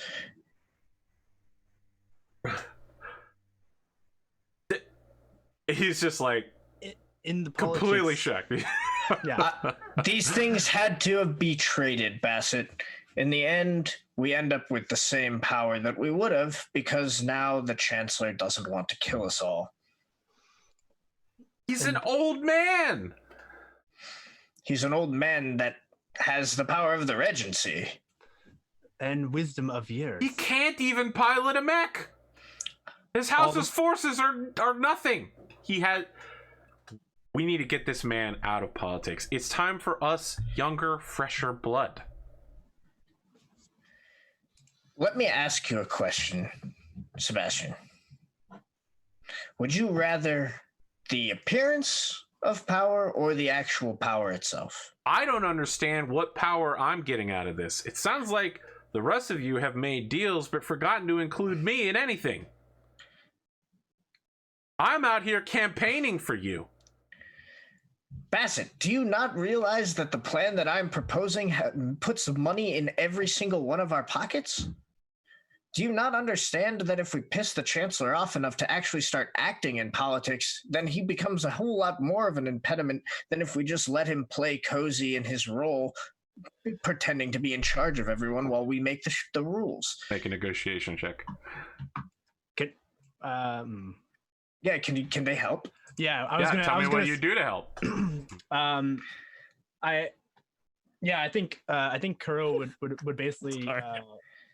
I have heard dissent among many of removing the Chancellor at this time, and I agree with Luck, and I think it is wise for us to instead keep the powers as they are and propose things and change the world in different ways.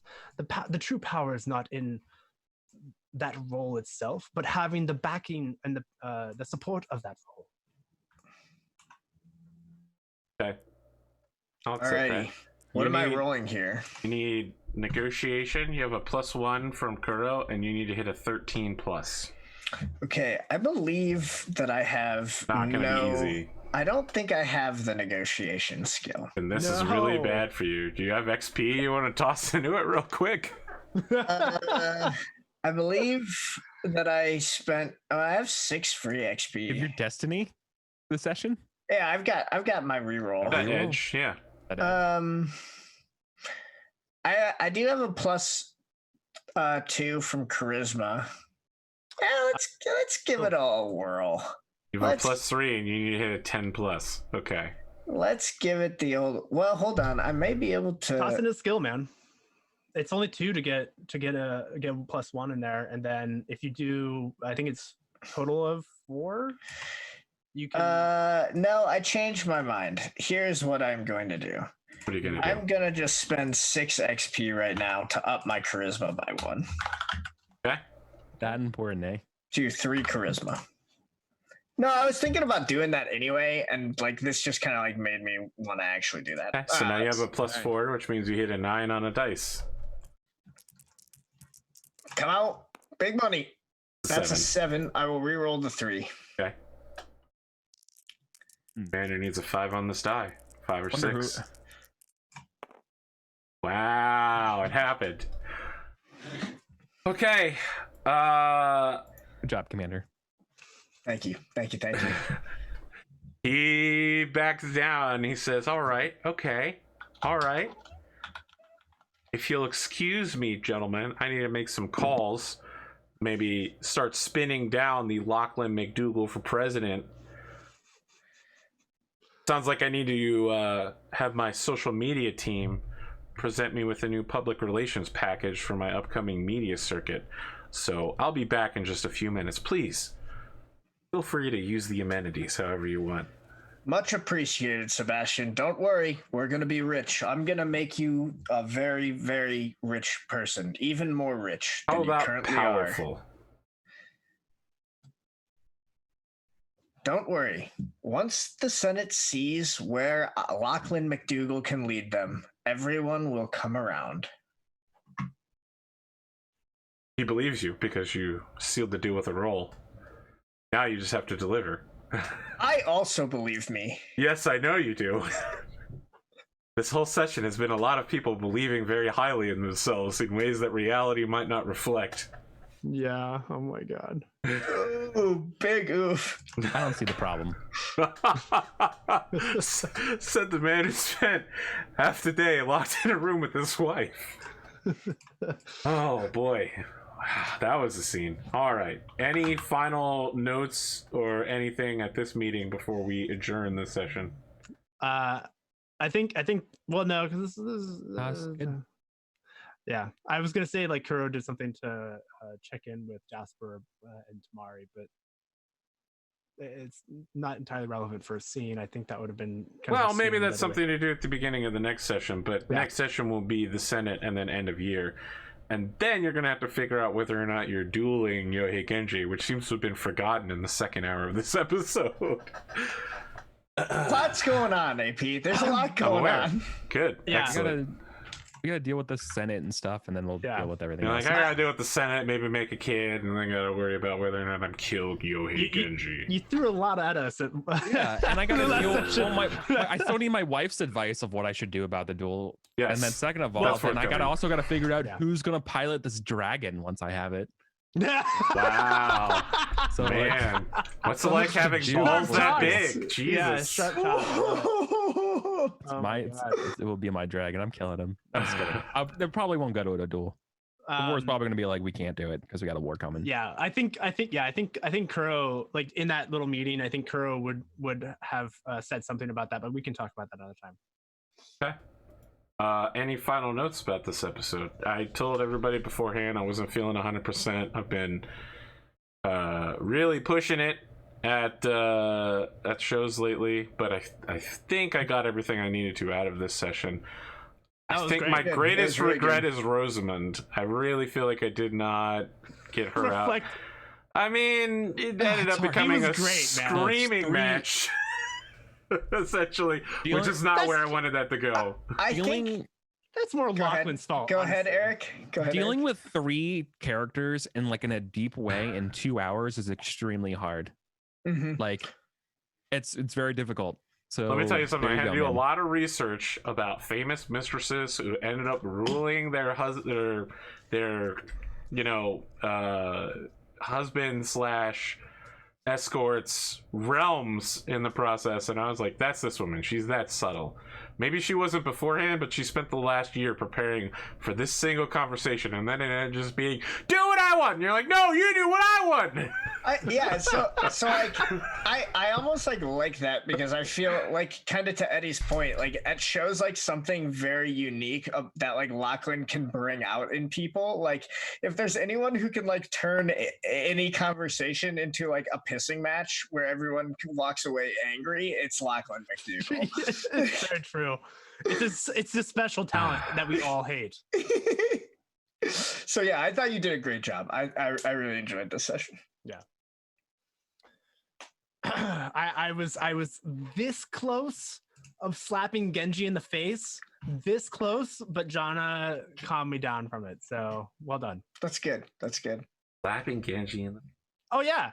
No, like he not only slighted House Hiroka, but like the McDougall family, like he slighted 4 families at once by ruining our wedding by making that a public statement versus challenging him like in private. So I still haven't answered his challenge. Look, after the Senate session, we're going to be doing a James Jives thing. And your cheating will absolutely be a question that will be posted up. Oh yeah. Honestly, hey, AP, here's an idea. If you want. Yeah. And if you field enough of them, like what if James Jives was an opportunity for like a Q&A from patrons? Ooh. I mean, I feel like it would be an opportunity from viewers, but I guess the only Patreon members would watch this episode in time. So in the end, you're correct. That's a good idea. I would accept that if people watching this episode want to send me questions at apgamingreal@gmail.com or on Discord, that they have Jives can present them as from the people of Whittington, which in the end, isn't that really what the audience is? Yeah, that's why I think it'd be good. I hope we're doing you right, audience, by taking care of you during these economic times. I mean, this economic times seems like they're trending towards war, given the way the supply situation works. Oh my God, you mean out of game? Yeah. Fuck, man. Oof. There's too many parallels. All right. Yeah. Any other final thoughts? Everybody take 4 XP. Oh, nice. Not even 3, 4. Damn. That's very good. It was a big session. Okay. Yeah, no one died. It's not the Winter's Senate. No one died. Actually, the fall ball. Kerensky ball. Wedding part 2. Yep, wedding part 2 would be the correct way to. Oh, I totally forgot to do my speech. I'm so sorry. I had it written and everything for the Kerensky ball. You want to hit me with it now? Yeah, do it. Because that reminds me, someone has to take the next Kerensky ball as well. Yeah. All right, hit me with it. All right, so I kind of imagine that there's a lots of beautiful art and like old things, as well as some of the new things, like a mixture of like some of the things that have been made. Kuro would walk to the front of the ball and